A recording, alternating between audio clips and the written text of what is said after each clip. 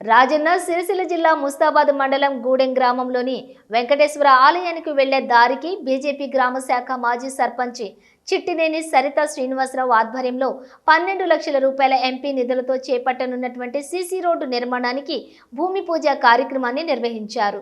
ఈ కార్యక్రమానికి జెడ్పీటీసీ గండం నరసయ్య ముఖ్య అతిథిగా హాజరై భూమి పూజ నిర్వహించి పనులను ప్రారంభించారు। ఈ సందర్భంగా జిల్లా బీజేపీ నాయకులు శ్రీనివాసరావు మాట్లాడుతూ గతంలో ముస్తాబాద్ మండలానికి ఎంపీ నిధుల ద్వారా అనేక అభివృద్ధి కార్యక్రమాలు చేపట్టామని మళ్లీ అడగగానే 12 లక్షల వ్యయంతో సీసీ రోడ్ శాంక్షన్ చేసినందుకు బండి సంజయ్కు గ్రామ శాఖ తరపున కృతజ్ఞతలు తెలుపుతున్నామని అన్నారు। ఫైనాన్స్ నిధుల ద్వారా ఎన్నో గ్రామంలో అభివృద్ధి చేసినాము।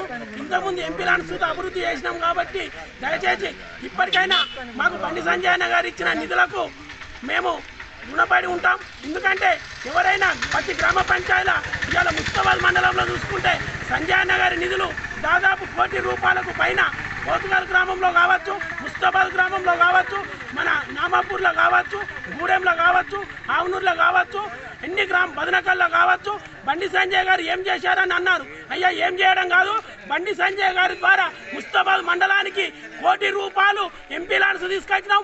మిగతా ఈజీఎస్ వర్కులు సుతా కేంద్ర ప్రభుత్వం ద్వారా ప్రతి గ్రామానికి సుతా 70 నుంచి 80 లక్షల రూపాయలు కేంద్ర ప్రభుత్వ నిధుల ద్వారా ఈరోజు సీసీ రోడ్లు చేయడం జరిగింది।